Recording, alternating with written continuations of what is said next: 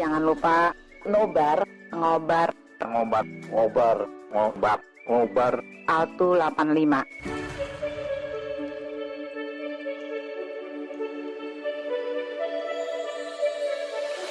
Assalamualaikum warahmatullahi wabarakatuh. Halo, selamat sore semuanya teman-teman. Kita ketemu lagi di Ngobar Altu 85.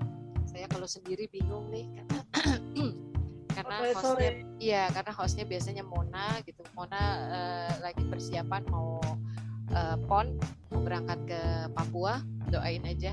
Baik. Kita mulai Ngobar Altu 85 untuk hari ini. Seperti biasa, mudah-mudahan sehat semua ya teman-teman. Tapi tadi saya dapat kabar Rika, mamahnya sama anaknya juga kena COVID. Jadi mohon doanya buat teman-teman, buat Rika dan buat mamahnya Rika dan anak-anaknya. Amin. Semoga cepat sembuh. Ya, amin. Semoga cepat sembuh ya. Oke. Sorry. Ya, baik.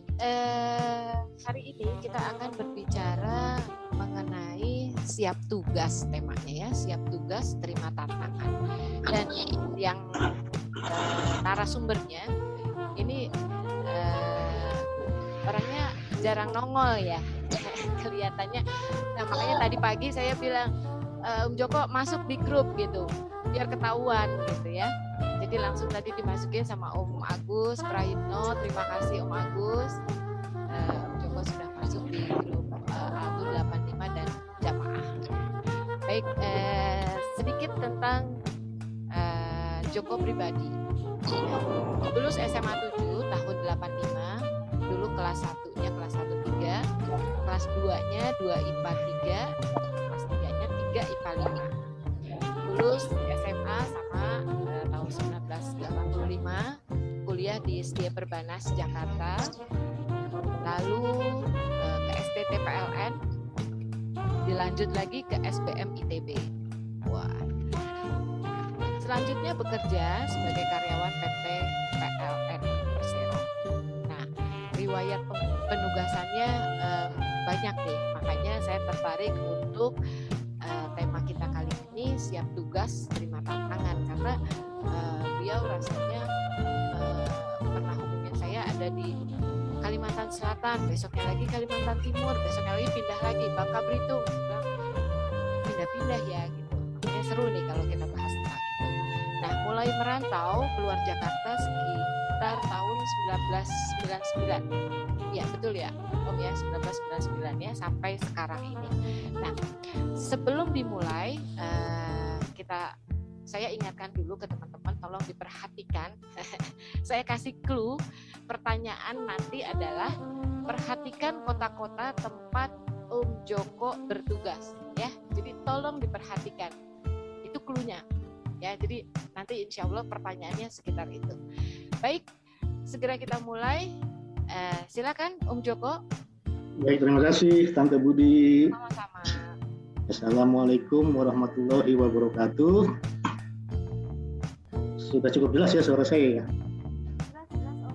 Baik, pertama-tama saya ucapkan terima kasih dan apresiasi ke Tante Budi, Tante Mona, Agus, dan teman-teman semua yang menginisiasi kegiatan semacam ini, sehingga kita yang sudah lama, khususnya saya ini hilang, bisa berkumpul kembali. Dan terima kasih juga untuk teman-teman yang telah hadir, dan juga mari kita doakan teman-teman yang sedang ada cobaan seperti Rika ya, keluarganya lagi positif. Baik, pertama-tama mungkin saya memperkenalkan diri. Saya Joko pribadi. Saya lahir di Jakarta Pusat banget gitu ya, tepatnya di Jalan Budi Kemuliaan. Di situ ada rumah sakit bersalin. Nah, kebetulan orang tua saya tinggal di jalan tersebut, di Jalan Budi Kemuliaan sampai SD. SD saya di Jalan Besuki, mungkin SD bekas mantan Presiden Amerika ya, Obama ya, juga sekolah di situ, pernah di situ. Kemudian SMP, alhamdulillah SMP 9 di Pegangsaan, teman-teman banyak di sini. Kemudian SMA ya SMA 7. Nah kemudian pas lulus SD itu, pas masuk SMP, keluarga saya pindah ke masih di Jakarta Pusat di Jalan Bandung. Jalan Bandung nomor 2 di daerah Menteng. Alhamdulillah banyak teman-teman di sekitar situ. Ini yang bisa saya sebutkan, di situ ada Johan dekat situ, Jalan Purwakarta, kemudian di Jalan Pasuruan pun banyak, mungkin ada Rudi Marantika, Rudi Lecok, banyak lah di sekitar situ. Itu teman-teman ya alhamdulillah sampai sekarang masih berhubungan, masih kontak-kontakan ya. Jadi mengapa saya ceritakan ini, karena ya tahu sendiri dong. Terus kemudian saya lulus SMA, belum kuliah ya.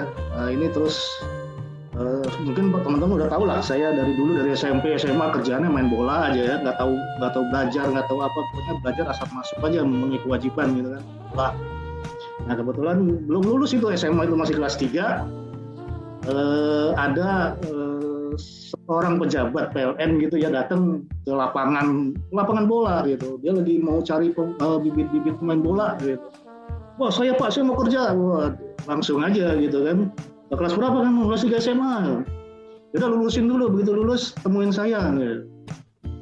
Jadi setelah lulus SMA tahun 85, ya saya kejar itu ya senior termasuk senior kita ya di klub.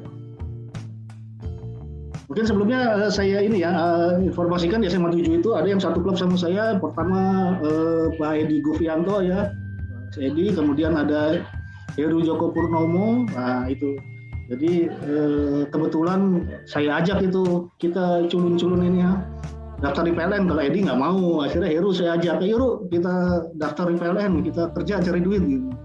Akhirnya berdua lah kita daftar, ya alhamdulillah pada bulan Januari tahun 86 kita diterima di PLN sebagai ya mungkin kalau pegawai itu pegawai paling rendahan lah gitu.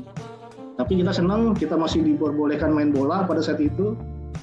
Nah kemudian pada tahun biasa sambil kuliah ya, waktu itu sambil kuliah di Perbanas ya, mungkin masih banyak bermain gitu, jadi udah serius sehingga Perbanas itu mungkin pada nggak percaya, diploma 3 itu saya selesaikan dalam waktu 6 tahun. Jadi saya banyak membuang waktu di situ. Alhamdulillah bisa lulus juga D3 walaupun IPK-nya 2,0 pas, bisa lulus. Alhamdulillah ya kan. Nah terus dengan modal pas-pasan itu saya, kalau di PLN itu ada penyesuaian ijazah namanya ya, itu saya ajukan, kemudian dites, dan alhamdulillah saya tidak lulus.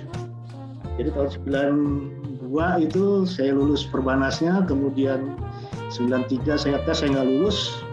Alhamdulillah tahun 94 ada dibuka kesempatan bagi pegawai-pegawai muda PLN akan disekolahkan.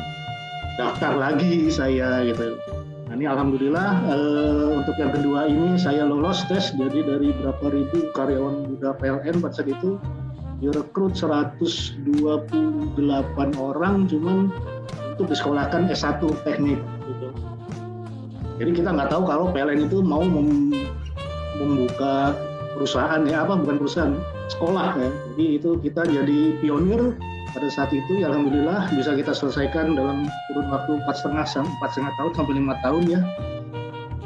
Nah perjalanan hidup start dari situlah gitu kan, kita pada selesai itu tahun 98, 99 pas pas Krismon gitu. Saya ingat pas Krismon kita selesai, kemudian mulailah saya ditempatkan menerima SK itu pertama di Kalimantan Selatan, di kota Banjarmasin. Di situ ada suatu sektor pembangkit.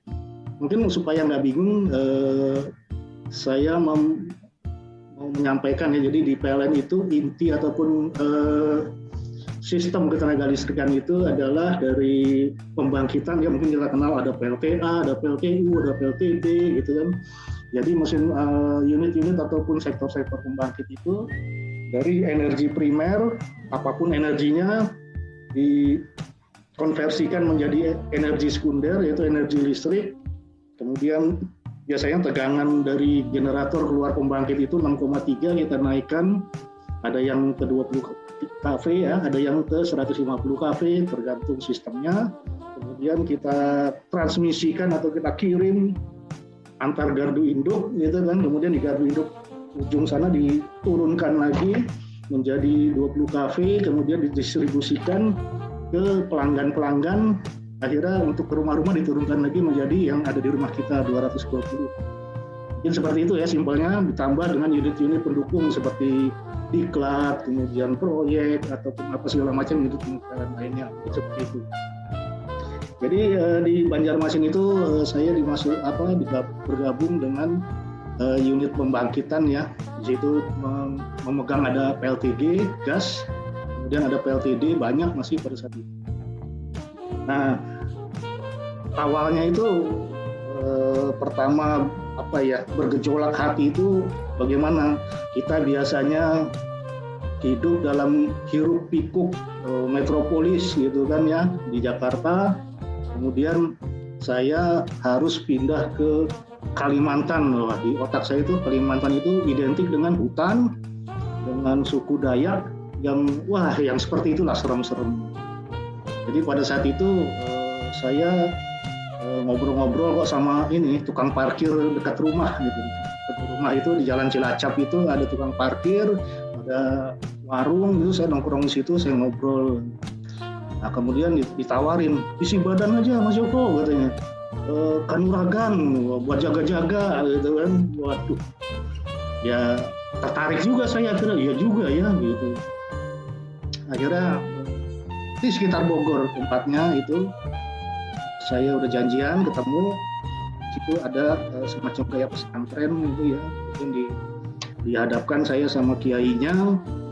Situ saya melihat banyak orang yang ngisi badan itu supaya kebal dan yang dibacok-bacok tapi nggak apa-apa di depan mata saya. Begitu sampai saya hanya ditanya sama kiainya itu apa sudah dapat izin? Apa sudah dapat izin atau belum dari orang tua? Belum. Ya udah pulang lagi. Angin. Ini ada air. Naik mana ini? Saya lanjutkan. Jadi disuruh minta izin orang tua dulu. Nah begitu minta izin sama orang tua, tahu dong jawabannya bokap, tahu dong. Pasti no way gitu kan. Semua ada di Al-Quran. Bapak restuin jalan. Tambah galau ini hati kan. Nah di hati ini galau, terus katanya semua ada di Al-Quran. Ini kita yang masih culun-culun ini kan, akhirnya saya ambil itu Al-Quran, saya buka Al-Quran di surat pertama. Maaf ya sebelumnya, bukan berarti ini kesepakatan agama, karena agama saya Islam ya. Jadi pada saat itu saya buka Al-Quran, saya lihat surat pertama itu Al-Fatihah. Huruf pertama itu adalah Bismillahirrahmanirrahim. Nah, saya sampai plototin itu, saya lihat itu Bismillah, B, kenapa mulainya B bukan A, bukan alif gitu kan, kita tahu hurufnya A gitu kan, ini B apa gitu. Nah saya kemudian menggarisbawahi ke surat berikutnya yang mungkin secara umum artinya itu adalah segala puji bagi Allah seluruh sekalian alam gitu. Nah, disitulah saya bisa menggarisbawahi, iya ya seluruh alam dunia yang segede dan seluas ini aja Tuhan itu ada, saya yang dipindah cuman nyebrang pulau aja kok saya takut sekali gitu. Jadi dari situlah saya mempunyai mental yang lebih kuat itu untuk melangkah ke kehidupan, ke fase kehidupan lain baru ya. Jadi tahun 99 saya berangkat. Pada saat itu istri dan anak-anak itu masih saya tinggal di Jakarta karena istri baru melahirkan anak yang ketiga. Jadi masih berapa minggu gitu umurnya, seminggu apa kalau nggak salah. Saya pergi sendiri ke Banjar ya untuk mencari. Jadi cukup lama, hampir 1 tahun baru istri gabung. Jadi disitulah mulainya pengalaman hidup saya. Jadi dari Banjar, di Banjarmasin itu di sektor pembangkit. Itu dari sisi kesiapan diri sendiri ya. Nah, kalau kemudian dari situ tahun 2002 itu alhamdulillah setelah hampir 2,5 tahun, ya nggak sampai 3 tahun lah waktu itu, seingat saya itu nggak sampai 3 tahun, saya mendapat surat baru lagi, SK baru. Saya ditugaskan menjadi memimpin unit terkecil di PLN yang namanya Ranting, tapi posisinya ada di Kota Bontang, Kalimantan Timur. Nah nih, apa lagi nih, hutan apa lagi, ini saya dilempar kemana lagi gitu. Jadi di Bontang itu dengan daerah yang benar-benar baru, jenis tugas yang saya belum tahu seperti apa karena basic saya mesinnya. Jadi saya pun juga selama 3 tahun ngurusin mesin pembangkit. Ranting itu namanya istilahnya di hilir. Jadi yang langsung berhubungan dengan masyarakat, jualan listrik itu ranting ya, unit di bawah cabang. Lumayan lama di Bontang saya tinggal, walaupun cukup lama, mungkin sekitar 6 tahunan. Dan di sana ada teman kita namanya Chris ya, mungkin ada yang kenal. Dia mengikuti suaminya di PT Badak. Tapi selama 6 tahun saya nggak pernah ketemu beliau sampai akhirnya suaminya pensiun dan pindah kembali ke Jakarta. Saya tidak pernah ketemu karena ya itulah beda kasta lah gitu. Kalau PT Badak di Bontang itu eksklusif, punya kehidupan sendiri, lingkungan sendiri, fasilitas sendiri. Sedangkan saya ngurusin perkotaannya yang kecil, yang listriknya 4 hari sekali, listriknya mati 4 hari sekali pasti mati. Gitu. Jadi tahu sendiri tantangan baru itu harus kita selesaikan. Nah di situ saya banyak belajar. Di antaranya adalah saya pertama kali mengelola unit PLN walaupun terkecil. Di situ saya mendapat inspirasi karena ya kalau ilmu manajemen mungkin semua paham lah yang namanya 5M atau ada yang 6 ya sekarang ya, man, machine, money, method, material dan lain sebagainya. Itu mungkin sekarang tambah market dan lain sebagainya. Itu saya fokus hanya ke manusia dan metode. Jadi dengan ilmu yang kita punya itu tidak bisa menjalankan kewajiban yang ada di pundak kita. Kita belajar metode itu apa sih, prosesnya apa, prosedurnya apa, bisnis prosesnya seperti apa, itu yang kita pelajarin. Jadi ilmu jualan listrik itu terus terang tidak ada di kuliah manapun, sehingga saya harus benar-benar nol lagi mempelajarinya dengan tidak didukung oleh teori-teori yang pernah saya pelajari.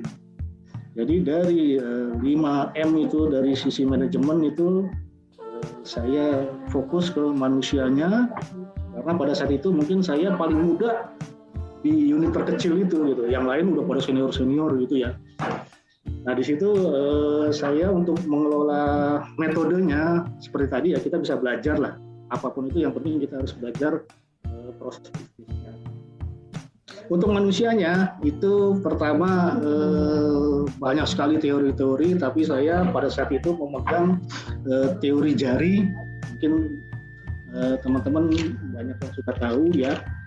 Mungkin kita lihat jari-jari kita.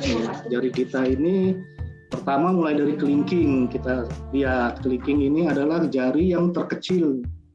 Ini ibarat anak kecil lah ya. Di fase kehidupan kita pada saat anak-anak itu diibaratkan oleh jari kelingking. Jari kelingking ini selalu menangan, egois dan lain sebagainya. Itu filosofi jari kelingking. Kemudian jari manis. Nah ini pada fase kita remaja, ya mungkin pada saat sekolah gitu ya, kita pacaran, kita ya pokoknya yang manis-manis itulah. Nah, coba kita genggam jari kita, kemudian kita angkat jari manis kita, bisa tegak nggak? Pasti ada sesuatu yang menahan, belum bisa tegak. Nah, itulah disebut simbol remaja karena dengan kesoktahuan kita, dengan nada petik ya, mungkin zaman kita SMA kita nggak tahu sebenarnya kita masih membutuhkan support atau dukungan dari orang tua. Itu simbol dari jari manis. Kemudian jari tengah kita lihat, nah jari tengah ini adalah jari yang tertinggi, terlihat.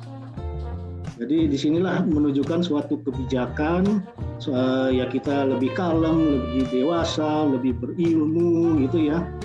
Nah ini kita simbolkan kenapa bijaksana gitu. Jadi kita sudah mulai masuki tahap dewasa.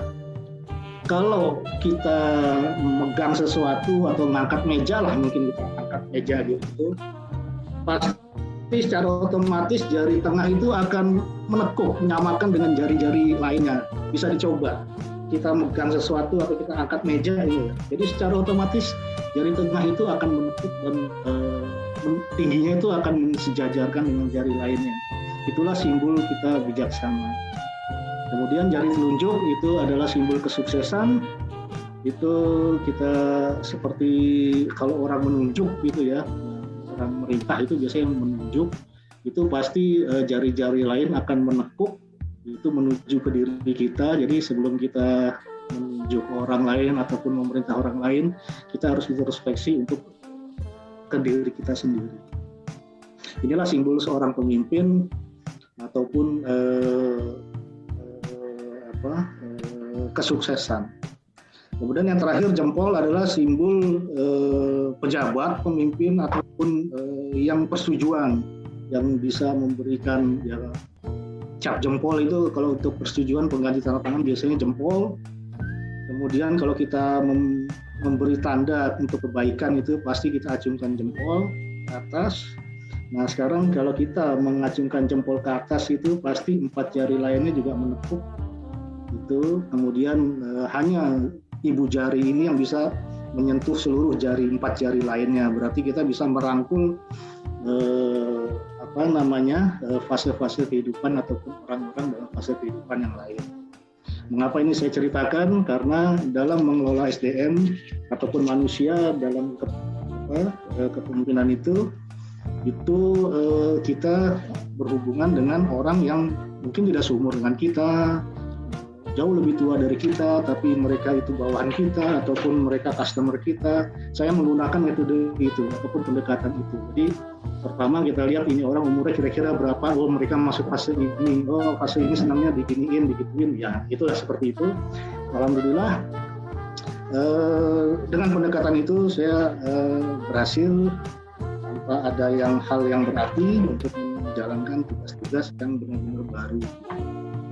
Oke, dari situ kemudian satu lagi mungkin sebelum itu ya, legacy. Jadi saya berusaha di dalam setiap penugasan itu selalu meninggalkan legacy ya, warisan ataupun jejak ya. Saya harus meninggalkan sesuatu yang ini zamannya Joko, ini gitu ya.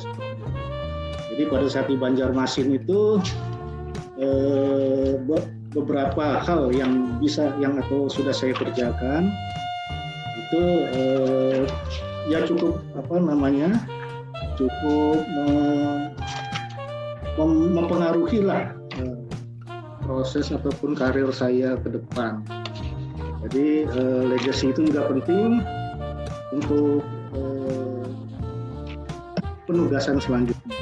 Jadi pada waktu saya di Banjarmasin itu saya melakukan inovasi di mesin pembangkit. Pada saat itu tahu sendiri kan, waktu saya sudah ceritakan, saya pindah tahun 99 ya, kurang lebih itu Indonesia lagi krisis moneter. Demikian juga dengan PLN, ada satu unit pembangkit listrik tenaga gas itu istilahnya di rating ya, penurunan daya mampu. Jadi saya melakukan inovasi di situ sehingga bisa naik sekitar 1-2 mega. Wah, kita udah senang banget itu bisa kita jual 1-2 mega.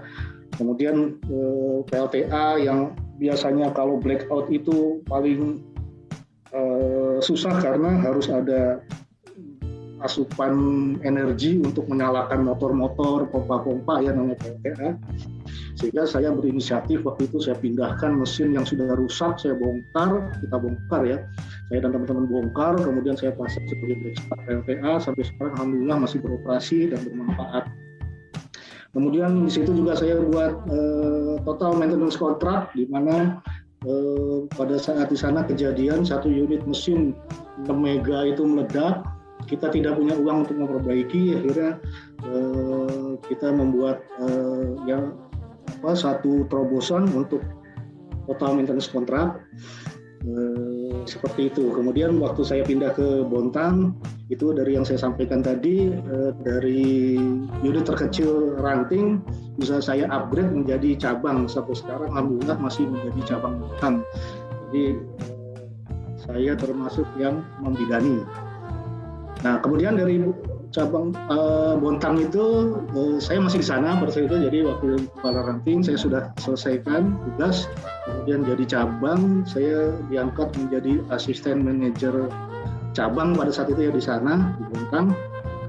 Cukup lama, bukan cukup lama ya, saya tugas di Bontang sekitar 6 tahun, kemudian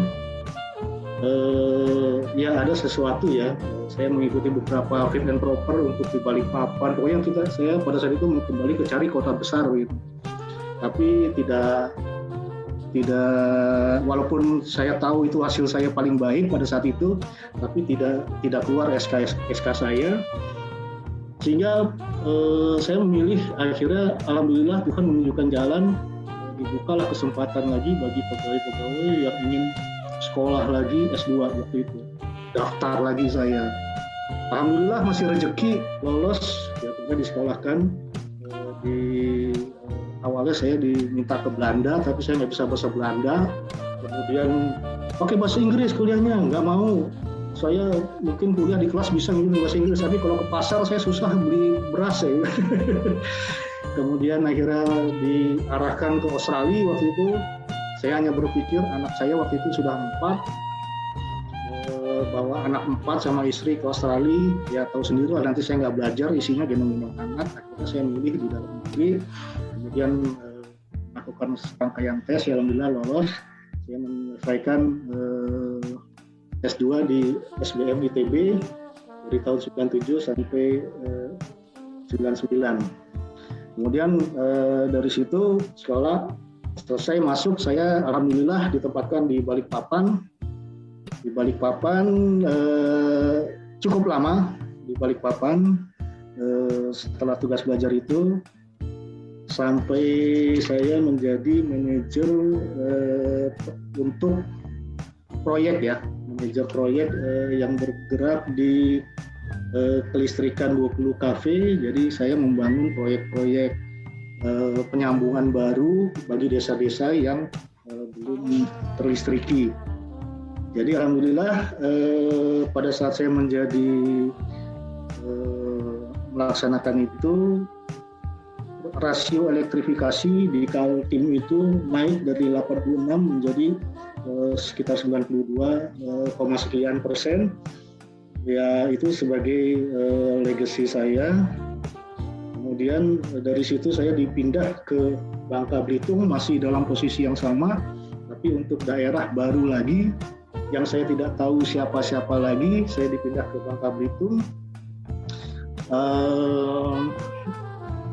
Di situ saya menaikkan rasio elektrifikasi. Bangka Belitung sudah tinggi karena dia hanya pulau kecil ya, Bangka dan Belitung dan beberapa pulau kecil. Itu saya masuk itu masih 97%. Kemudian setelah saya masuk itu bisa meningkat menjadi 99,99%. Jadi hanya tinggal satu pulau namanya Pulau Sumedang. Itu kalau dari Bangka Belitung itu mungkin lebih dekat ke Kepulauan Seribu di Jakarta ya. Itu yang belum pada saat itu saya listriki. Namun terakhir saya dengar alhamdulillah sudah dilistriki sekarang. Jadi Bangka Belitung itu sudah 100% terlistrikasi. Nah dari situ sekitar tahun dari saya di Bangka Belitung hanya satu, karena ini menggunakan APBN ya, 1 tahun anggaran. Itu sekitar tahun 2014 sampai 2016, karena di APBN itu setelah setahun anggaran kita gunakan, kita mesti 1 semester lah mempertanggungjawabkannya, sekitar 6 bulan, jadi 1,5 tahun saya di Bangka Belitung. Kemudian dipindah ke, nah ada yang tahu Sintang, kota Sintang itu ada di Kalimantan Barat. Jadi saya tahu ada kota Sintang di Indonesia setelah saya menerima SK. Saya ditunjuk menjadi kalau manajer IPP itu apa? Kapro ya istilahnya ya, Kapro atau manajer unit pelaksana proyek gitu. Tapi untuk Sintang itu di mana saya nggak tahu. Jadi saya baru tahu di Indonesia ada kota Sintang sejak saya terima SK. Saya buka Google Map, oh Sintang itu ternyata di tengah-tengahnya Kalimantan, mendekati Malaysia sana, perbatasan sana, disitulah. Ya dengan modal tadi yang saya sampaikan di awal, saya berangkat ke sana cukup lama, sekitar 3 tahun lebih, hampir 4 tahun saya di Sintang. Alhamdulillah di sana ada legacy, saya menyelesaikan proyek-proyek pembangkit yang terbengkalai sejak tahun 2014, bahkan ada yang 2011 ya nggak salah, itu PLTU Sintang itu saya selesaikan dan sudah diresmikan. Kemudian dari situ saya mengikuti fit and proper untuk salah satu direksi PLN Group. Alhamdulillah lolos dengan jabatan direktur utama di salah satu PLN Group. Namun dari sisi holdingnya, dari sisi PLN-nya tidak membolehkan. Jadi saya tetap di holding, kemudian dipindahkan lagi ke Balikpapan sebagai yang suruh ngurusin lagi sebagai senior manager operasi konstruksi. Jadi proyek-proyek di sini lebih luas, se Kalimantan Timur dan Kalimantan Utara, ditambah sekarang Kalimantan Selatan.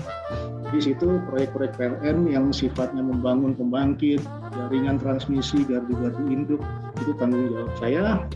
Kemudian alhamdulillah dalam beberapa tahun ini sudah beberapa proyek kita selesaikan, khususnya proyek-proyek mangkrak seperti PMG Tanjung Selor, kemudian PLTU Malino, dan beberapa jaringan dan gardu induk sudah selesai. Jadi mungkin itu sementara yang bisa saya sampaikan, saya sharing. Bukan berarti saya hebat, enggak, saya rasa teman-teman jauh lebih hebat, dan juga mohon maaf apabila ada menyinggung agama tertentu, karena itu pengalaman pribadi saya dengan saya. Mungkin kalau ada yang mau ditanyakan atau bermanfaat, alhamdulillah. Mohon maaf sebelumnya, bila itu hidayah. Wassalamualaikum warahmatullahi wabarakatuh. Saya kembalikan ke Menteri Budi. Terima kasih. Waalaikumsalam warahmatullahi wabarakatuh. Waalaikumsalam. Baik, terima kasih Om Joko. Waduh, ceritanya panjang ya. Kembali lagi saya ingatkan buat teman-teman semua, nanti pertanyaannya adalah clue-nya, perhatikan kota-kota tempat Om Joko bertugas ya. Oke, jadi udah inget tuh ya. Oke, sesaat saya mau coba lihat ini ya, putar video yang pada saat Om Joko bertugas. Bentar.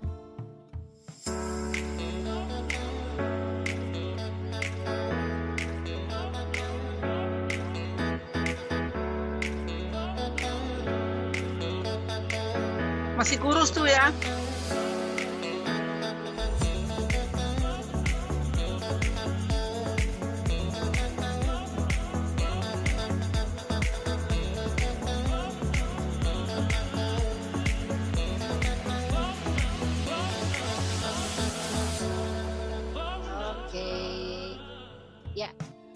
Itulah perjalanan karir dari Om Joko pribadi. Nah, saya tertarik sama foto yang tadi pagi dikirim, itu foto bola. Oke. Tim sepak bola SMA 7 ya. Di situ terlihat bahwa Om Joko itu dari SMA sebetulnya sudah menerima kepercayaan pihak sekolah ya untuk membawa nama baik sekolah untuk bertanding ya. Berarti dari situ terlihat bahwa Om Joko ini siap tugas, terima tantangan Gimana komennya coba? Saya kah yang komen? Iya. Nanti baru teman-teman Dari yang SMP. ikut ke dalam itu. Oh, dari SMP malah ya? Iya. Ya, jadi alhamdulillah awalnya itu yang penting senang. Bukan berarti saya yang membawa sepak bola itu bukan, itu ada teman saya Edi ya, di Prianto, ada Heru, ini kan kebetulan satu klub dengan saya dulu. Kemudian kita juga tahu SMA 7 itu energinya lagi banyak-banyaknya, hobinya itu tawuran, berantem zaman itu ya. Ya kitalah yang biasa menyalurkan energi itu ke sepak bola itu kita coba rangkul lah supaya kita belokkan lah energi teman-teman ini yang besar gitu. Yang kemudian itu kan dulu waktu SMA kita bikin antar kelas gitu kan di Monas itu.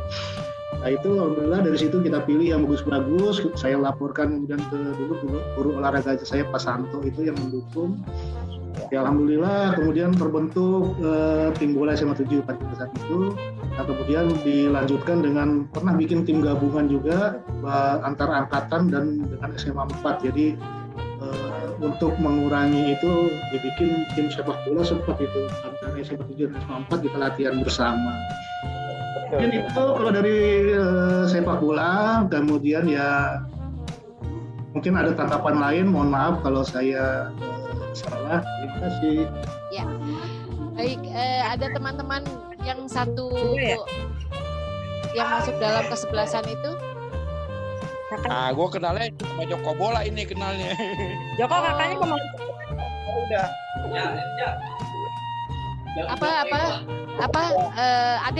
Adik mau komen apa tadi? Enggak, Joko kakaknya pemain bola juga kan kok? Iya, jadi kakak saya 6 bersaudara, yang laki cuma 2, saya dan kakak saya di atas saya langsung. Juga SMA 7, satu kelas di atas kita. Jadi banyak juga selain kakak saya juga yang di atas itu seperti Isman. Dulu Pak Joko di mana ya? Jakarta nih ya, zaman sekolah SMA 7. Kenapa Jal? Di Jakarta dulu di mana Jok? Dulu. Saya tinggal di Jalan Bandung. Oh, Bandung. Saya tinggal Jalan Bandung di daerah Menteng. Oh iya. Dekat seksi 5 katanya. Berarti ente dekat seksi 5 ya, Jalan Bandung ya? Menteng. Betul di dekat seksi 5. Joko dulu pendiam, banget nggak ada suaranya. Sama sekarang. Iya. 5 tuh bola tuh. Gimana Om Giman? Tim inti 3 IPA 5. Iya. Om Giman juga ikut main. Dia juga ada teman bola juga nih. Om Giman mungut bola. Bagian jaga gawang. Oke. Om Joko. Di belakang gawang Om Giman. Iya jagain gawang.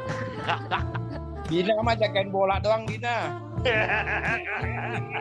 Ya salah. Om Joko. Om Joko gini. Kan tadi sempat cerita dalam pergi bertugas gitu ya. Waktu awal keluarga tidak diajak ya. Terus pas berikutnya keluarga ikut, anak dan istri ikut.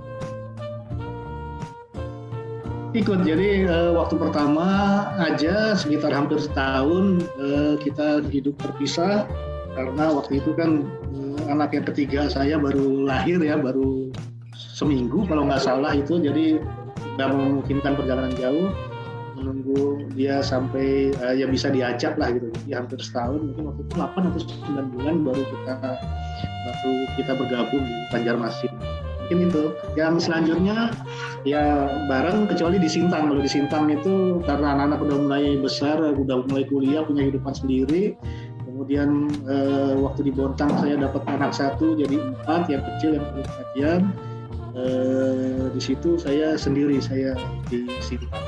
Ya, pada saat sendiri biasanya mengisi waktu luangnya dengan apa? Oh, kan nggak ada keluarga nih. Nah, terus iseng ngapain? Main bola. Alhamdulillah dari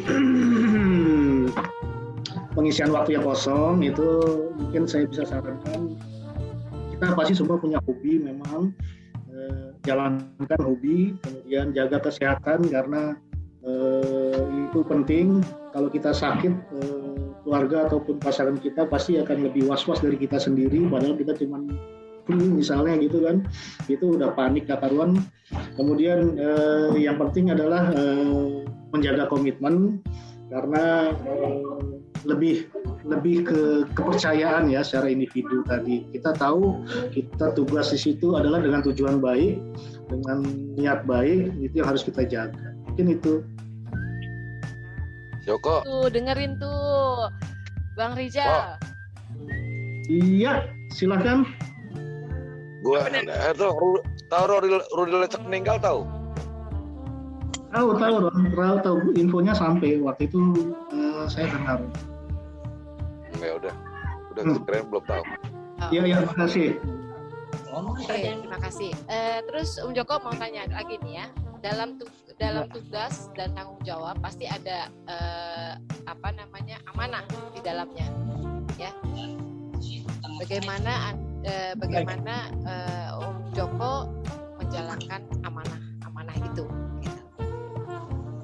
Bisa dikasih tahu tipsnya? Ya baik, terima kasih. Mohon maaf, bukan berarti Gimana kan ngomong mulu dimasakin kayak ngomong. Bencal bisa di-unmute, mohon maaf. Om Joko dulu tinggal di Gang Bandung, Jalan Bandung, sekolahnya di SD Tegal apa SD Kebeling ya? 2 tahun. Besuki tadi sudah sampaikan ya, di SD Besuki, Jalan Besuki nomor 4. Oh Besuki Om. Iya. Bolanya dulu nih, Ani kenalnya Joko bola soalnya. Baik, terima kasih Bang Rizal. Jadi menjawab pertanyaan tadi, mohon maaf sekali lagi, yang saya pegang hanya surat Al-Fatihah, sebagaimana waktu pertama saya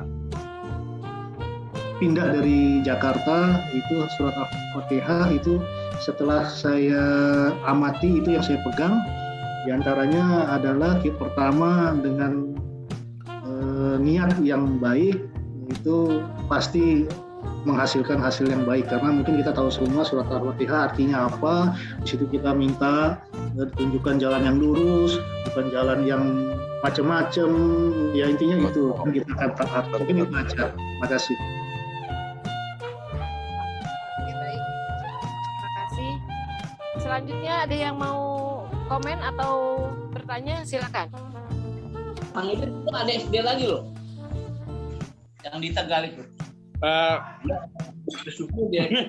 Gue akan nanya. Kalau itu break sama nggak break sama PLN? PLN Bright itu anak perusahaan dari PLN. Jadi sejarahnya, ceritanya, historinya itu dulu pada saat Batam itu mempunyai eksklusif sendiri, daerah apa namanya? Ya. Free Trade Zone. Pada saat itu betul. Jadi harga tarif kalau listrik itu kan yang menetapkan presiden. Ada beberapa daerah yang dengan eksklusifnya itu akhirnya harga tarif sendiri itu tidak mungkin diakomodir oleh holding, oleh PLN, sehingga dibentuklah anak-anak perusahaan untuk mengelola listriknya. Gitu. Jadi PLN Bright itu masih PLN Group. Kebetulan dirutnya sekarang itu mantan atasan saya, dan para direkturnya adalah teman-teman saya, banyak di situ. Ya mohon bantuan aja Mas Roni untuk mendukung kelistrikan di sana. Terima kasih. Ya dukungnya bayarnya tepat terus. Cakep. Tapi itu cuma ada di Batam aja ya? Iya, betul. Jadi PLN Bright itu hanya ada di Batam. Sama juga dengan air ya, air di sini juga khusus juga. Inggris juga yang megang.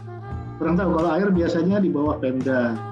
Jadi PLN Bright itu seperti dulu di Tarakan. PLN Tarakan itu dulu mengelola Kota Tarakan yang dia mau eksklusif, tidak mau padam dan tidak mau mengikuti tarif dari pemerintah, sehingga dibentuk anak perusahaan namanya PLN Tarakan.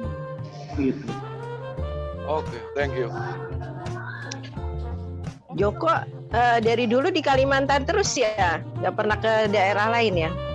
Sempat keluar ke Bangka Belitung ya. Oh, Bangka Belitung. Jakarta nggak pernah ya, jadinya daerah terus ya? Masih dalam harapan sekali. Yang dulu kita berlima ke puncak yang sama Wawan itu udah masuk PLN ya? Belum atuh Neng, itu kan masih kuliah ya? Oh iya. Masih SMA itu mah. Enggak, udah lulus SMA. Itu mah. Kelas 2 itu. Gua yang sama Neneng, sama Jenny, Dani, sama Wawan dulu. Karena Wawan sendiri dijemput dulu. Itu udah kuliah itu. Berarti udah di PLN ya? Kurang tahu karena antara saya lulus sama masuk PLN itu ada spare sekitar setengah tahun. Jadi kan kita 6 tahun dong. Gitu. Saya masuk PLN Januari.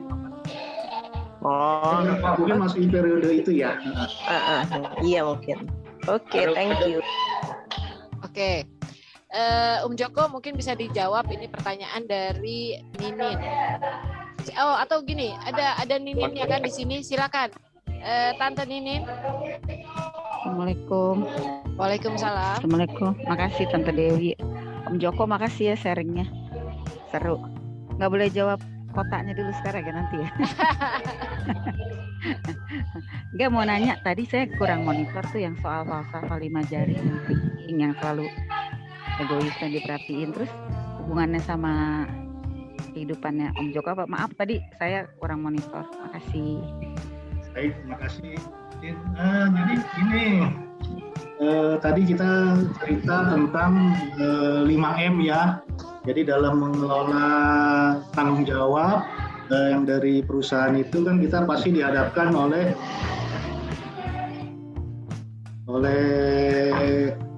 permasalahan manajerial. Jadi kita kenal di dalam manajemen itu yang namanya 5M, ada yang nyebut 6M. Yaitu adalah manusia, kemudian material, mesin, money, dan metode gitu. Jadi dari kelima, kalau mungkin ada yang menambahkan yang keenam itu market ya. Tapi karena di PLN itu tidak perlu memikirkan market itu ada sendiri karena kita monopoli ya. Jadi kita pada saat itu saya fokus kedua, metode dan ke manusia. Di dalam metode itu ya kita belajar bisnis proses yang kita diberi tanggung jawab, intinya itu. Kemudian yang manusia ini saya melakukan pendekatan dengan falsafah 5 jari, dengan siapa kita berhadapan gitu. Jadi falsafah 5 jari ini intinya adalah sebenarnya hanya pendekatan aja sih. Pendekatan kita orang lain ya. Betul. Sosial ini kita berhadapan dengan siapa sih, kira-kira umurnya berapa sih, oh dia masuk ke fase kehidupan ini, itulah yang kita eksplor atau kita paham lah. Mungkin kalau kita berhadapan dengan orang yang pada fase jari manis kan emosinya masih meledak-meledak, seperti itulah contohnya, itu yang kita lakukan pendekatan. Iya. Makasih buat ini sebenarnya suaminya Ninin ini waktu di Bangka Belitung itu sempat tapi iya. Ketemu gitu. Aku Joko nggak bilang sih pas sama Babel. Kalau nggak kan aku bisa pulang pergi sama istrinya bareng. Iya. Kasih. Nggak masuk suaranya. Masuk Bang Yusron, terima kasih. Makasih Om Joko. Brother. Halo brother. Ya Om Yusron silakan. Oh ya, saya mau nanya nih. Wah nih brother Joko. Assalamualaikum brother. Waalaikumsalam warahmatullahi wabarakatuh. Sehat? Ya, saya mau nanyakan sedikit aja ini. Untuk apa desa-desa yang ketinggalan masih di kelistrikan itu. Tadi 70% itu akhirnya 99% bahkan bisa 100% itu di daerah Bangka. Itu maksudnya itu nanti apa memang diteruskan proyeknya, apa memang proyeknya itu sudah dihapuskan? Karena ini kan saya pengen tahu aja, kok nggak dijalankan langsung 100% tetapi mandek di 70% itu mungkin ada sebab akibatnya apa, terus kok bisa ke sana gitu loh. Nah, saya rasa itu aja dulu. Terima kasih Pak Joko. Assalamualaikum warahmatullahi wabarakatuh. Waalaikumsalam. Keren ya Om. Ya jadi begini Bang Liston, waktu saya mengelola proyek listrik pedesaan namanya ya, jadi kita membangun jaringan-jaringan desa-desa yang belum terjangkau, karena listrik ini kan membutuhkan jaringan untuk sampai ke rumah pelanggan. Jadi itu membutuhkan dana. Jadi saya di listrik pedesaan itu sekitar 4 tahun dan masih menggunakan APBN pada saat itu. Jadi PLN ini masih sebagai penyertaan modal negara itu melalui proyek-proyek seperti itu. Jadi desa-desa yang belum terlistriki itu kita sebagai obligasi ataupun kewajiban kita terhadap negara wajib kita listriki. Jadi proyek ini terus berjalan. Jadi walaupun yang tadi saya sampaikan contohnya di Bangka Belitung waktu saya tinggal itu tinggal 99,9% lagi, itu hanya tinggal 1 pulau yang belum terlistriki. Setelah saya tinggalkan itu diteruskan walaupun tidak menggunakan APBN tapi menggunakan anggaran PLN sendiri. Sehingga sekarang saya dengar itu sudah 100% pulau tersebut juga sudah dilistriki oleh PLN. Itu jadi sebenarnya nggak berhenti Pak. Jadi karena memang kalau kita menggunakan APBN itu kan harus dipertanggungjawabkan setiap tahun. Jadi dalam tahun ini kita akan melistriki desa ini sepanjang berapa kilometer kita perlu duit segini, kita usulkan melalui APBN. Kalau disetujui itu proyek kita bangun, kalau tidak setujui kita tunda gitu. Nah, itu akan terus berlanjut. Yang belum itu kita memang harus, tapi dengan keterbatasan anggaran itu ya bertahap. Sekarang APBN sudah tidak mengucur lagi melalui proyek-proyek itu diteruskan oleh perusahaan, oleh PLN menggunakan anggaran PLN sendiri. Mungkin terjawab sehingga desa-desa itu kan sebenarnya terpantau itu. Ada yang namanya rasio elektrifikasi rata-rata rasio elektrifikasi desa. Jadi bukan hanya desanya kota secara keseluruhan, kemudian desa khusus yang belum terlistriki itu ada terpantau.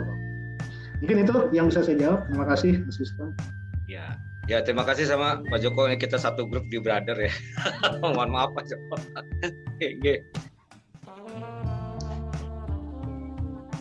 Monggo silakan Bu Budi. Bu Dewi silakan. Ya, selanjutnya ada lagi yang mau bertanya. Mungkin ini kali ya, Om. Bagaimana perasaan keluarga pada saat dia ikut pindah gitu ya, ikut bertugas di tempat-tempat yang riskan, tadi kan disebut tempatnya riskan gitu kan. Itu bagaimana perasaan istri ya? Kalau saya lebih ke perasaan istri, gimana Om Joko? Ya saya sih nggak tahu ya, saya nggak bisa jawab ya karena bukan perasaan saya ya, tapi namanya dari perjalanan hidup lah gitu kan, dari pertama sampai saat ini ya alhamdulillah, karena istri saya juga ini waktu di Perbanas itu saya kan aktif di resimen mahasiswa ya, jadi istri saya kebetulan juga aktivis di resimen mahasiswa, jadi saya rasa tidak masalah lah pindah-pindah gitu, menjadi biasa lah gitu untuk kehidupan yang gitu. Mungkin itu, terima kasih. Oke, baik. Nah, mungkin bisa dijawab lagi kalau ke anak-anak muda sekarang kan nggak seneng tuh ya yang menetap di satu pekerjaan aja gitu ya, dia maunya mencari lagi gitu kan, apalagi dikasih tugas yang jauh-jauh, mungkin dia akan segera mengelak gitu. Nah, kira-kira apa pesan-pesan buat anak-anak muda sekarang? Atau Om Joko menasihati anaknya seperti apa? Alhamdulillah anak-anakku sih nurut-nurut aja ya, dan hal itu rasanya belum terlihat di anak-anak saya. Jadi sejak pindah-pindah itu terus terang anak-anak saya tidak punya alma mater yang tetap dalam satu periode pendidikan. Jadi mulai dari SD, SMP, SMA itu memiliki beberapa sekolah gitu ya, kemudian rapotnya pun juga macam-macam gitu, tapi ya itu jalan hidup. Kemudian kalau untuk saat ini belum terlihat ya, karena yang bekerja anakku itu baru 2 dan itu pun juga rasanya tidak ada. Memang sih kalau udah mulai mendapat masalah itu aku mau keluar aja dari sini, aku mau cari kerjaan lain, memang itu ada seperti itu terucap ya. Tapi biasanya sih kita kasih arahan, pandangan sebelum ya seperti itulah. Jadi alhamdulillah sampai saat ini belum ada perilaku anak-anakku itu yang nggak cocok sedikit keluar gitu. Rasanya belum ada. Mungkin ada pengalaman dari teman-teman yang lain mungkin bisa lebih menyampaikan, tapi kalau dari anak-anakku belum ada. Oke, kita baca chatting ya. Joko bilang kalau ngadepin orang dia pakai falsafah 5 jari. Kelingking mewakili orang yang manja, terkecil, jadi kadang egois. Nah, kita jadi tahu ngadepinnya mesti begini begitu. Nanti selesai japri aja ke Om Joko ya. Oh, ini mau japri gitu. Oke. Terus dari Sari Aminoto mau tanya ke Om Joko, katanya gitu. Silakan. Bu Sari Aminoto. Terima kasih, Bud. Iya, sama-sama. Assalamualaikum. Sore, Joko. Sore, sehat. Alhamdulillah. Jok, ini saya sebagai ibu rumah tangga, jadi pertanyaannya mengenai keluarga ya. Boleh dong Joko cerita anaknya 4, cowok, cewek, yang paling besar umur berapa, Pak? Udah kerja, udah nikah, sampai yang nomor 4. Boleh ya Joko? Thanks. Terima kasih Ari. Jadi anakku 4. Yang pertama lahir di Jakarta pada tahun 1994. Saat ini kerja di salah satu PLN Group juga, perusahaan PLN Group di Balikpapan. Belum menikah. Tahu tuh anak itu seperti apa. Pacarnya ganti-ganti mulu, setiap bawa ke rumah ganti lagi. Mantap. Sampai ibunya bosan, pokoknya kalau nggak serius nggak usah dibawa ke rumah. Kayak bapaknya. Jangan-jangan ikutin bapaknya tuh. Nah, iya kayak bapaknya. Enggak. Terus yang kedua perempuan, kerja juga di Balikpapan di semacam kayak konsultan untuk yang sekolah-sekolah lanjutan ke luar negeri, ada di Balikpapan. Kan psikologi. Kemudian yang ketiga ini lagi menyelesaikan skripsinya di teknik industri. Ya saat ini sih dengan adanya online dan kegiatan kampusnya sudah selesai, sekarang di Balikpapan ya sambil nyambi. Ya, dia juga asisten dosen, kemudian dia bisnis kecil-kecilan di sini. Yang keempat lahir di Bontang, sekarang baru lulus SMA, kemungkinan melanjut di Bandung karena sudah diterima di Telkom University ya, swastanya. Kemudian hebat ya. Untuk ininya negerinya besok kalau nggak salah pengumumannya ya. Dan dia besok hari Senin. Pilihnya juga di Bandung gitu, di TB apa mungkin itu. Itulah 4 anak-anakku. Hebat. Laki 2 perempuan, Rui. Oh, hebat ya. Makasih Joko. Terima kasih Ari. Ya sama Mak Kepo. Ari. Iya. Balik ke Budi, silakan. Hai. Terima kasih. Ari. Bud. Terima kasih Ari. Hai, apa kabar? Ini Yusron ada salam tuh dari Dodi ya. Yusron Kulit, apa kabar? Ya, silakan di chat aja ya. Alhamdulillah baik. Bud mau nanya boleh Bud ya? Ya, boleh. Tapi ada syaratnya, harus nyalain kamera. Iya nih, kameranya baru nemu. Jangan disuruh baca, Dot, saya malas baca.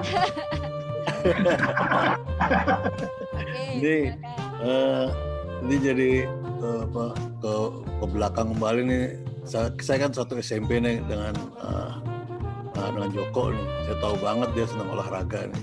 Dari dulu selalu bawa bola basket terus tuh dari SMP 9. Tapi begitu dituju tiba-tiba kok ngilang gitu. Satu bola baru tahu saya dia ikut di bola.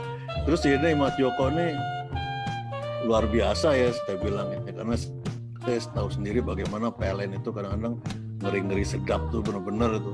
Kadang-kadang asal mati lampu kan yang saya tahu opini masyarakat tuh kalau lampu mati kita nggak bisa nagih lagi ke PLN gitu. Tapi kalau tarif listrik naik, nah itu udah mungkin orang-orang PLN udah biasa kali nanggapi itu. Tapi yang saya lihat nih peran PLN memang lebih ke pelosok-pelosok yang saya alami ya sekarang nih, misalnya untuk beberapa daerah terutama Indonesia Tengah apalagi Timur ya.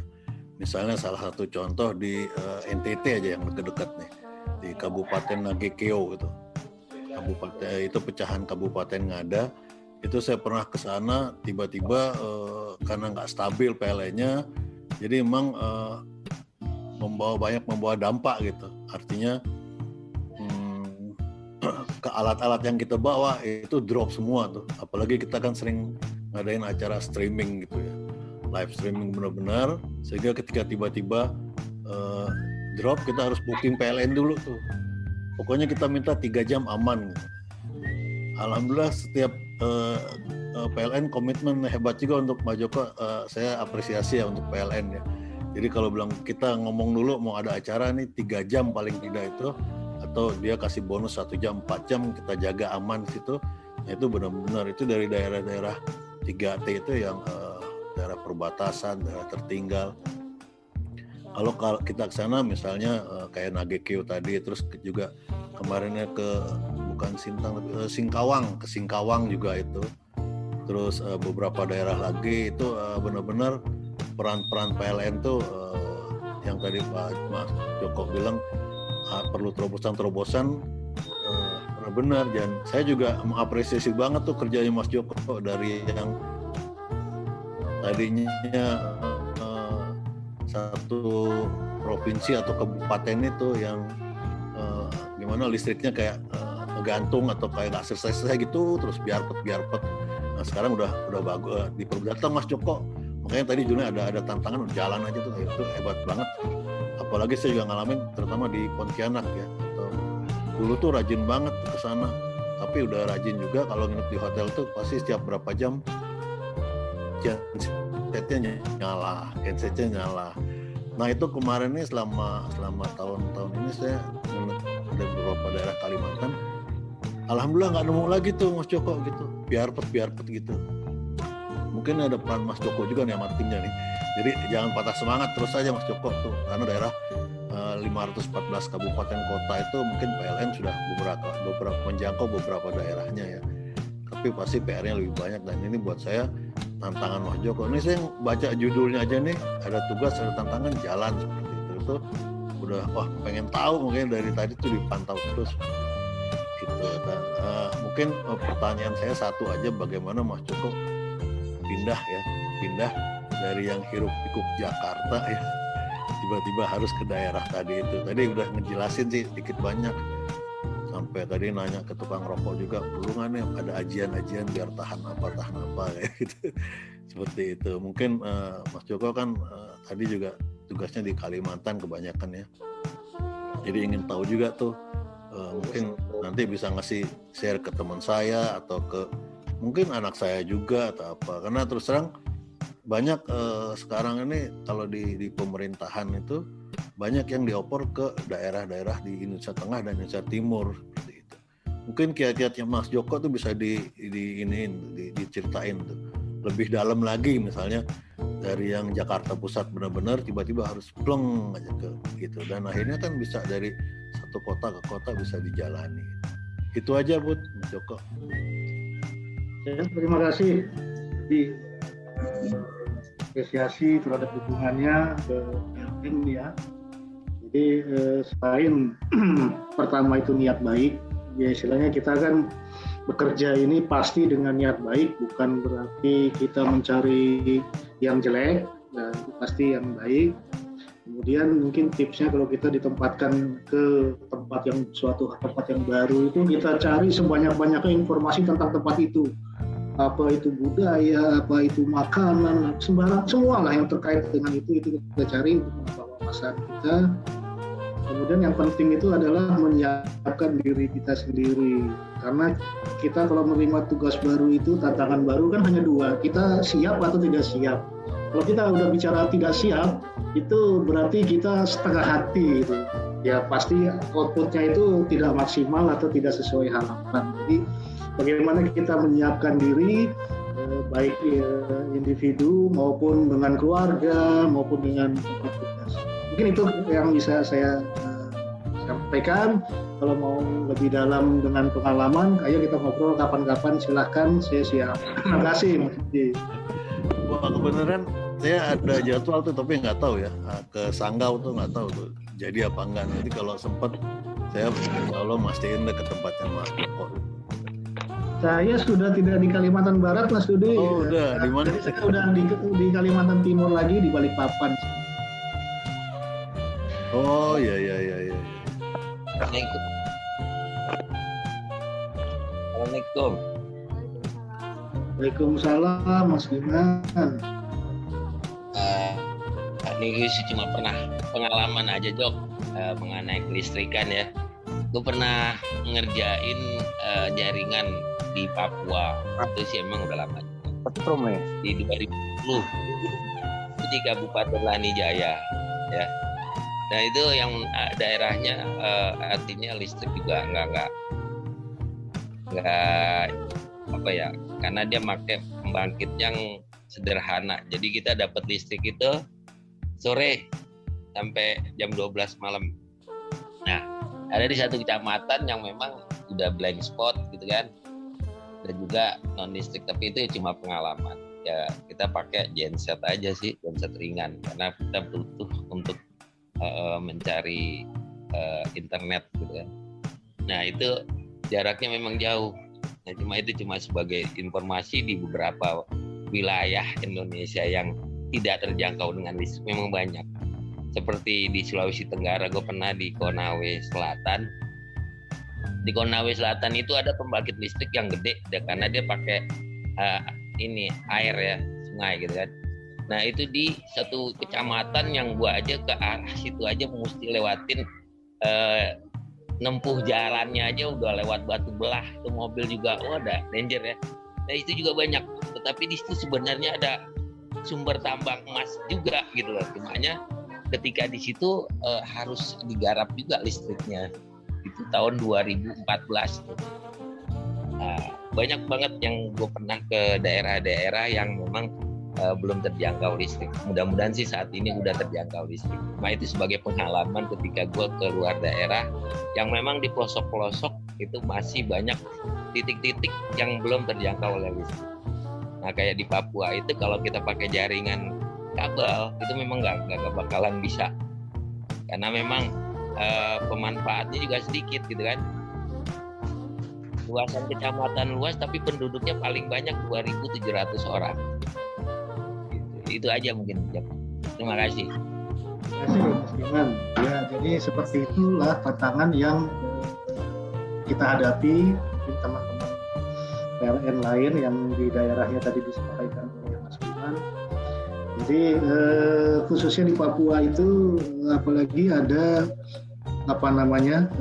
kekhususan. Jadi proyek-proyek itu harus melalui kontraktor lokal, dan lokalnya itu pun juga memanfaatkan penduduk asli. Nah aslinya dijelasin yang kulit hitam, rambut keriting dan sebagainya seperti itu ada aturan seperti itu. Jadi alhamdulillah kalau Mas Giman sudah mendapat kesempatan melihat daerah terpencil di Indonesia ini, Papua, di Sulawesi, seperti itulah tantangan pada saat saya melistriki desa-desa yang belum terlistriki. Jadi mungkin sedikit saya ceritakan pengalaman di Kalimantan Timur ini, khususnya di namanya daerah Kutai Barat itu. Kalau kita lihat di peta itu perbatasan antara Kalimantan Barat dan Kalimantan Timur, itu saya pernah melistriki daerah sana dengan APBN ya, yang kita kalau mau ke sana itu harus nginep di tengah hutan yang tidak ada apa-apanya. Kalau nggak sanggup. Nah di situ tahu sendiri APBN pada saat itu harus diselesaikan, tapi kondisi lapangannya itu banjir mungkin sepeher gitu ya, banjirnya tinggi sehingga tiang-tiang yang kita bawa itu tidak bisa di erection atau dipasang gitu. Nah ini saya sebagai penanggung jawab di situ kan mesti mempertanggungjawabkan APBN. Jadi saya yaitu tadi lah kembali ke Bismillah, saya Bismillah saya tanda tangani, saya tutup itu ada pekerjaan belum 100%, bahkan ditancap juga tiangnya belum. Nah itu udah konsekuensinya penjara aja itu, udah saya nggak bisa tidur itu. Tapi saya dengan niat baik saya datangi melalui DJK ya Kementerian ESDM melalui DJK itu saya datangi, bahkan inspekturnya itu saya datengin di ruang kerjanya, saya ceritakan kondisinya begini, saya mau tutup ini APBN anggaran seolah-olah 100% padahal tiangnya belum saya tancap Pak. Jadi aslinya saya jujur ya. Alhamdulillah didukung inspekturnya, kemudian setelah air surut bisa kita lanjutkan pekerjaan walaupun ya dengan tanda petik ya itu melanggar hukum sebenarnya dari sisi administrasi. Seperti itulah, itu tetap kita jalankan langkah-langkah seperti itu, yang penting tujuannya tercapai. Mungkin itu sedikit tambahan. Terima kasih.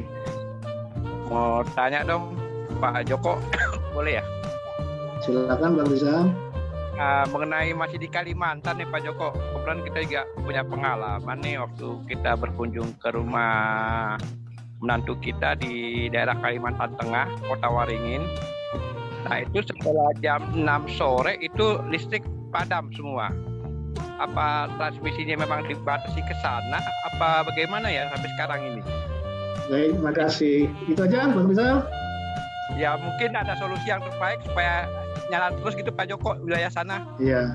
Saya di pedalaman nih di perkebunan sawit ya adanya di Kota Waringin ya. Jadi gini Bang Rizal, sistem kelistrikan di daerah-daerah itu belum semua beroperasi 24 jam. Khususnya yang terpencil, yang transportasi energi primernya sulit, itu kan kita mesti menghemat atau menghitung suplai energi primer untuk dijadikan listrik. Emang ada beberapa daerah yang hanya beroperasi 6 jam, 12 jam, bahkan belum semua 24 jam beroperasi, itu memang ada. Nah itu perlahan bertahap itu yang kita selesaikan dengan membangun jaringan ataupun transmisi interkoneksi ke sistem besar gitu. Itu biasanya sistem-sistem isolated atau yang terpencil ya, seperti tadi yang disampaikan Bang Rizal, itu di perumahan perkebunan sawit itu pasti terpencil, tidak tersambung atau terhubung dengan jaringan transmisi interkoneksi. Jadi mungkin saya kurang tahu sekarang apa masih seperti itu, mudah-mudahan sudah ada perkembangan lebih baik, tapi ke sanalah kita bekerja untuk melistriki teman-teman di daerah-daerah itu untuk 24 jamnya. Mungkin itu Bang Rizal. Siap, terima kasih Pak Joko Ya. ini ya. Siap. Terima kasih Om Rizal. Yang saya tahu ya Om Joko tahun berapa ya saya waktu itu lagi tugas di Kepulauan Seribu. Itu listrik masih pakai kabel bawah laut ya. Terus sama seperti itu. Jadi ada waktu-waktunya dari pagi sampai siang gitu. Itu nyala terus nanti mati. Nah nanti malam sore baru nyala tuh sampai malam gitu. Nah, jadi kita akhirnya ngecas gitu. Jadi ada jam-jamnya. Ini nggak tahu kalau sekarang ya. Sekarang Mudah-mudahan sudah rame ya. Merata lah. Nyalain simbolnya Om Joko. Kenapa Om Sultan? Dulu Bud, gue tanya Bud. Ya silakan. Bud, gue nanya ya. Ya. Iya, wacana aja nih, wacana nih, brother. Wah, nggak enak nih gue ngomong sama brother Joko ini. Untuk mohon maaf ya sebenarnya, untuk bisa kelistrikan ini biar bisa irit, gimana nih Joko nih? Karena dia di rumah tangga nih sekarang. Mungkin untuk semuanya ya, bisa ya, biar bisa irit. Jadi mungkin ada alat tersendiri atau cara pemakaiannya gimana? Karena saya lihat kok, saya kan pakai topeng juga kok sekali gitu ya. Ini sama kelistrikan ini, mohon maaf Pak Joko mungkin bisa memberikan sedikit aja gitu. Terima kasih Pak Joko. Terima kasih. Sebentar ya, Dina ditunggu sebentar habis ini ya. Iya. Om Joko silakan. Ya baik, terima kasih. Jadi pemakaian itu adalah beban yang kalau kita bicara listrik, kita bicara fisika listrik segala macam gitu kan. Nah kalau kita tergantung jenis bebannya. Jadi bebannya itu ada yang beban lilitan, mungkin teman-teman yang pernah belajar listrik tahu, ada yang beban produktif, ada yang beban ya macam-macam lah, ada jenis beban. Contohnya kayak lampu. Dulu zaman kita itu kan lampunya hanya lampu pijar bohlam itu kan. Nah itu termasuk boros. Jadi sekarang ada lampu yang hemat energi karena dia memakai kapasitor. Jadi arus listrik itu tersimpan dulu di kapasitor, baru pada saatnya dialirkan untuk alat. Seperti itu. Jadi pilihlah beban-beban atau kurangi pemakaian beban yang umumnya itu langsung menggunakan gaya kompor lilitan-lilitan itu. Jadi beban lilitan itu. Contohnya dari lampu ya, kemudian yang sering itu dulu zaman kita kompor listrik yang dengan lilitan itu, ya seperti itulah beban-beban itu yang kita mesti pahami. Tapi ya itu sulit sih ya kalau untuk masyarakat umum. Tapi gini, kalau menggunakan peralatan listrik itu kita lihat aja lah kalau kita mau beli apa gitu kan. Ini konsumsi listriknya berapa sih? Misalnya kita beli lemari es. Jadi atau kita beli motor apa gitu kan, karena khususnya motor, kompresor dan lain sebagainya itu akan menyedot listrik yang sangat besar pada saat start. Jadi kayak AC gitu, kita pasang der gitu, pertama itu pasti listriknya sangat besar. Tapi setelah running itu dia akan normal, mungkin ada yang 450 watt segala macam. Nah perilaku kita menggunakan AC dan lain sebagainya jangan stop sehingga kita bisa hemat listrik. Mungkin perilaku seperti itu maksudnya yang bisa saya sampaikan. Ya, Om Yusran sudah terjawab ya. Sekarang terima kasih banyak. Ya, terima kasih. Silakan Ibu Dina. Aku ya. Ya. Ya, assalamualaikum Om Joko. Nggak taunya kita sama-sama kelas SMP 9 ya. Iya betul, alhamdulillah. Ya, aku yang mau tanya gini, Jok. Om Joko itu sekarang PLN itu BUMN atau PT, Om? PT yang di bawah kendali BUMN. Oke. Ya. Nah, setiap tender, Om, tadi kan aku dengar ya bahwa pernah menjadi manajer proyek ranting cabang ya. Misalnya gini, tadi dikatakan bahwa usulan anggaran itu dari APBN. Berarti sifat dari tender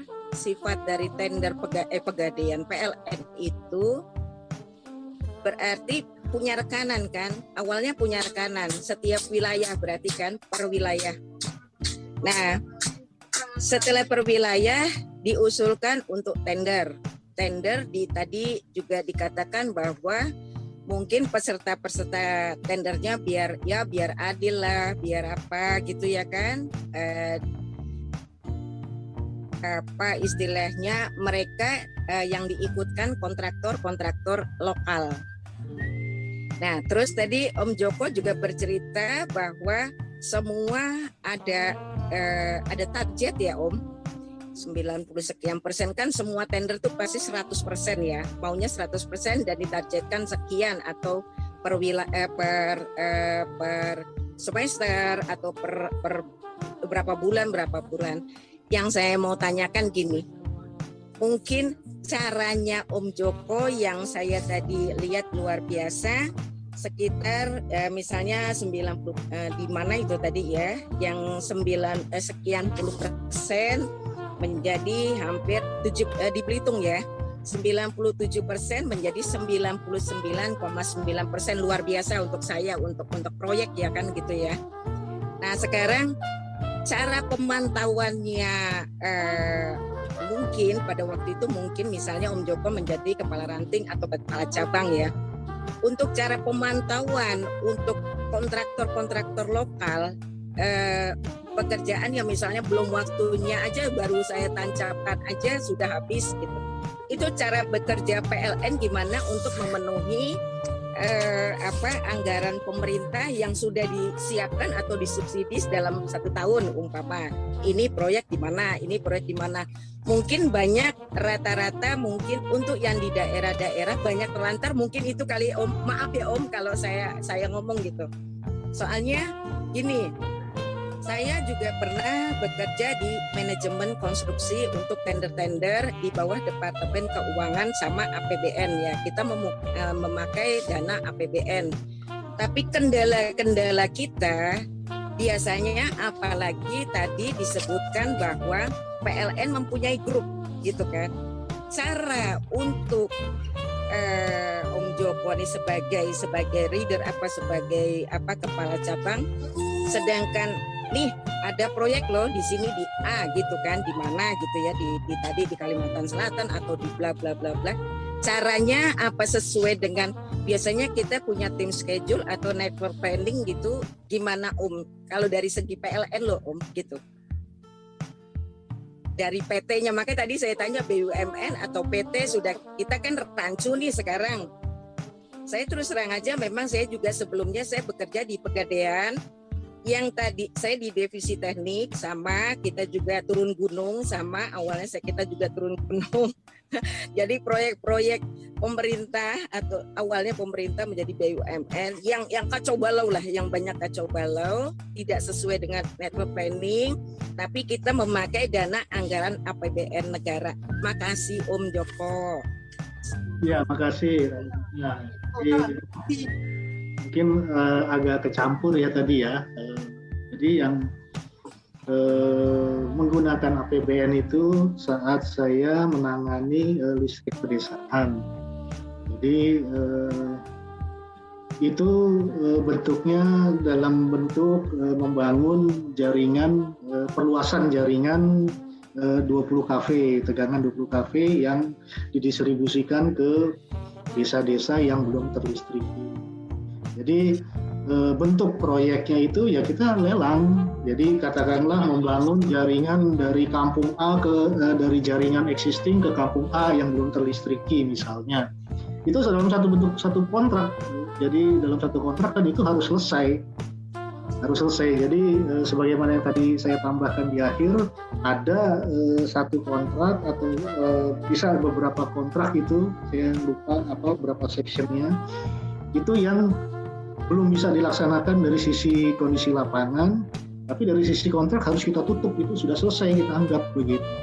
Nah itu alhamdulillah setelah kontrak ditutup, baru pekerjaan, kan harusnya kan normalnya kan pekerjaan selesai baru kontrak kita tutup. Nah itu kontrak kita tutup dulu baru pekerjaan di lapangan kita selesaikan. Gitu. Jadi selama pengalaman saya menggunakan APBN di listrik pedesaan itu alhamdulillah tidak ada proyek-proyek yang terbengkalai atau tidak terbangun. Nah itu konsekuensinya sangat-sangat berat. Itu adalah manipulasi dan korupsi. Kondisi contoh katakanlah banyak juga proyek-proyek yang didanai oleh APBN yang terbengkalai di PLN itu banyak. Contohnya umumnya rata-rata proyek-proyek pembangkit sebagaimana yang saya sampaikan di awal yang telah saya selesaikan seperti PLTU Sintang, itu PLTU kecil yang biasanya itu yang fast track yang 10 mega pertama itu kan sekarang kan 34 mega. Ini yang proyek yang program pertama yang 10 mega itu banyak yang terbengkalai proyek skala kecil. Tapi itu dari sisi anggaran itu sudah dikembalikan oleh PLN, dalam arti kata gini, berapa rupiah yang sudah dikeluarkan oleh negara itu sudah dikembalikan oleh PLN, jadi dibayar kembali oleh PLN ke negara. Jadi proyek-proyek yang terkendala itu yang belum selesai itu murni terjadi proyek PLN 100%, jadi bukan proyek negara lagi. Jadi kalau yang di PLN dalam arti kata BUMN tadi ya, itu kalau ada proyek dari negara dengan menggunakan APBN yang terbengkalai, yang tidak selesai ataupun yang tidak diteruskan atau mangkrak gitu, sama PLN-nya itu uangnya yang sudah dikeluarkan itu dikembalikan ke negara, kemudian perlahan-lahan itu kita selesaikan dengan anggaran PLN sendiri. Mungkin beda kasus ya. Mungkin itu yang bisa saya sampaikan. Baik, cukup ya Bu Dina ya. Makasih banyak ya. Assalamualaikum. Waalaikumsalam. Baik, kelihatannya waktu sudah cukup ya karena sudah mau mendekati maghrib. Saat ini pukul 17.39. Kira-kira ada yang mau disampaikan lagi oleh Om Joko sebelum saya sebutkan? Mungkin nggak banyak, terima kasih saya ucapkan khusus untuk Budi dan tim ya. Mona saya nggak ada, Agus Prayitno, pokoknya teman-teman yang semua deh yang secara aktif mengumpulkan ini. Oh iya, Mas Bro juga, Kang Ai, kemarin cakep banget. Saya sebenarnya mau tanya, tapi saya masih dalam perjalanan, jadi nggak sempat nanya ini sama notaris kita kemarin. Lama-lama Om Joko, lama-lama saya perhatiin, saya hafal deh waktu SMP-nya. Ini kan Alhamdulillah. Gue kenal banget, ya. Alhamdulillah. Nanti gue kirimin foto SMP ya. Tenang ya fansnya. Terima kasih atas atensinya dan gabungnya. Mohon maaf apabila tutur kata perkataan yang kurang berkenan. Semoga acara seperti ini bisa terus dilanjutkan. Ya nggak perlu merasa apa. Saya juga awalnya ditawarin Tante Budi ini apa sih yang mau diketahui dari saya gitu. Nggak ada yang lebih, mungkin saya nggak ada apa-apanya, nggak hebat, nggak apa gitu kan. Saya nggak mau, jadi mungkin ada sisi-sisi pengalaman kehidupan yang bisa kita sharing sehingga bisa diambil manfaatnya. Mungkin itu, Tante Bud, terima kasih dan kembalikan. Ya, baik, terima kasih Om Joko. Jadi betul ya yang tadi Om Joko bilang, kalau diminta sama Budi untuk jadi pembicara jangan menolak ya. Ini coba digarisbawahi pemakai spidol ya yang sudah dihubungi oleh Budi, tolong jangan menolak. Oke, baik, kembali lagi ke tema kita adalah siap tugas dan terima tantangan. Siap tugas, terima tantangan. Oke, dalam bertugas ada tanggung jawab, ada amanah di dalamnya, amanah kekuasaan, amanah kehormatan, amanah rahasia ya. Di situ ada. Dan mudah-mudahan Om Joko dalam bertugas memegang teguh amanah yang telah diberikan. Amin ya rabbal alamin. Oke, terima kasih sekali lagi untuk Om Joko, terus juga untuk teman-teman semua yang sudah hadir di Ngobar Altu 85 hari ini. Saya tunggu minggu depan. Minggu depan ada standar Kia ya. Ini lebih seru lagi, tapi mudah-mudahan tidak seseru apa yang tidak seseru negatif ya. Ya, jadi kita lihat minggu depan ya. Terima kasih sekali lagi. Sebelumnya kita foto sama-sama dulu. Dinyalakan kameranya.